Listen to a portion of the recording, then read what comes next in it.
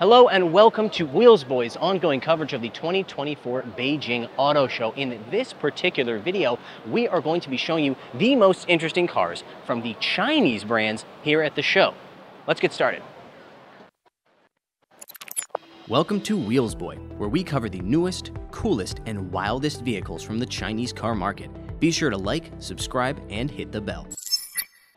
Let's check out what is undoubtedly one of the absolutely most fascinating vehicles at this entire auto show, and that is the Changan Qiyuan E07, a combination SUV pickup truck EV, the likes of which I promise you have never seen before. This thing has earned the nickname of Chinese Cybertruck, and the similarities are undeniable, especially in the overall shape. But check out this front end and this awesome LED grid up here that can display a bunch of different images.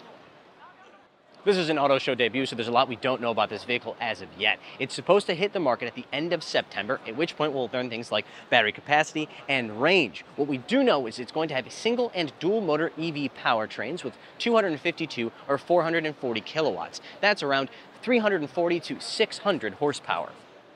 Let's get down to what really matters, however, and that's the incredible rear design on this vehicle. It can convert from an SUV to a truck. Now, we've seen relatively similar things like the Chevy Avalanche and even the Tesla Cyberster, which does have a sliding bed cover. This one also has a sliding bed cover, but it's glass. Let me just hit the button right now, which is going to close everything completely. The entire roof slides all the way down, and once it gets to this point, a piece of glass is going to rise out of here to close it off.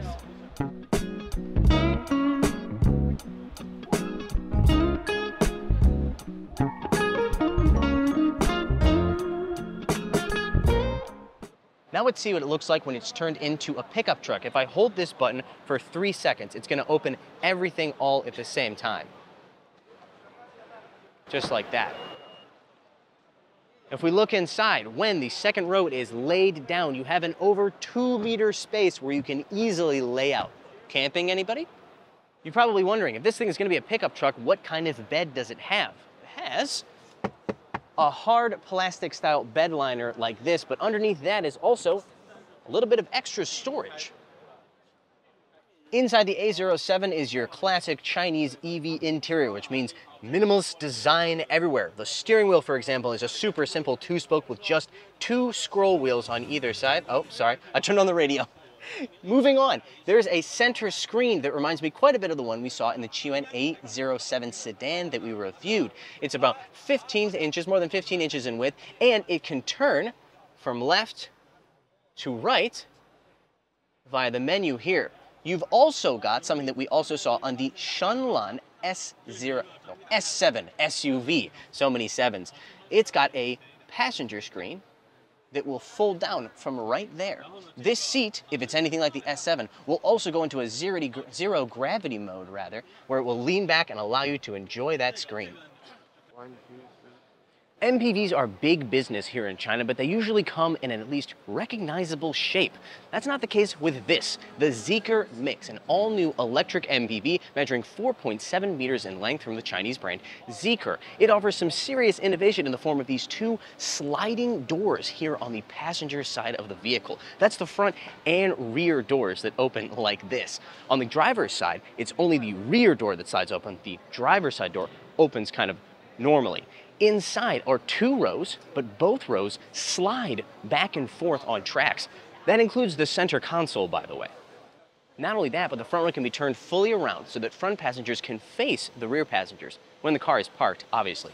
Underneath is Zeekr's electric car platform, which includes a single rear-mounted electric motor making 310 kilowatts or around 400 horsepower. It will come with 2 choices of ternary lithium batteries, but the specific capacity of those batteries has yet to be released.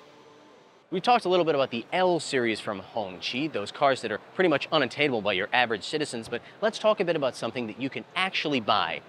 Kind of. This is the Hongqi EH7, which is normally a Hongqi sedan with electric powertrains, single and dual motors, ranges between 600 and 700 plus kilometers, and power levels up to 620 horsepower.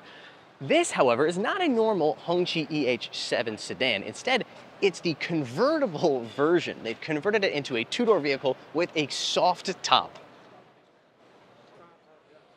I say that it's attainable, sort of, because while you can buy an EH7 sedan here in China, this is merely a concept vehicle. this will not go into production. I didn't think the M Hero brand could get any more ridiculous. Then I saw the M Hunter. This is a ridiculous, doorless, off-road, buggy, post-apocalyptic version of the M Hero 917 that is going to apparently go into production in some form. We don't know much about it. Again, we're at an auto show, they never tell you anything. But if it's anything like the M Hero, it's going to have a extended range and pure EV version. And the pure EV version will have around 1,000 horsepower. Beside me is the all-new C16, the latest model from Leapmotor. Many of you will know Leapmotor as the Chinese brand that was invested in by Stellantis Group and will be selling their cars in the European market in the future. This is their newest model, the C16, which is a large SUV with a rear passenger screen. It's also got EREV and pure EV powertrains, and they say it is going to be sold for less than $27,600 or 200,000 RMB. We are now here at the stand for Li Auto, creators of the super futuristic mega electric MPV, but today we're going to be checking out their newest vehicle, the L6 SUV. This follows in the footsteps of the L9, L8, and L7 being an extended range EV. That means underneath this hood is a 1.5-liter turbocharged four-cylinder combined with dual electric motors, making 300 kilowatts or about 400 horsepower. 0 to 100 kilometers per hour, 62 miles per hour is about 5.4 seconds. Underneath the car is a 36.8 kilowatt-hour battery, which provides a CLTC range of 212 kilometers or a WLTC range of 182. Underneath is the same platform that underpins the L7, L8, and L9, which means double wishbone front suspension and multi-link rear, but it does not have air suspension available like those models. Instead, it just has CDC. No surprise here, the interior is remarkably similar to that of every other Li Auto model, which means dual 15.7-inch screens up here in the front, your entertainment screen for your passenger, and your main screen for your driver. There is Max and Pro trim levels. So Pro is your entry-level version, Max is your upper version. So the difference is the Max cars add a LiDAR unit up here, as well as a refrigerator for the second row, and they also have an upgraded sound system.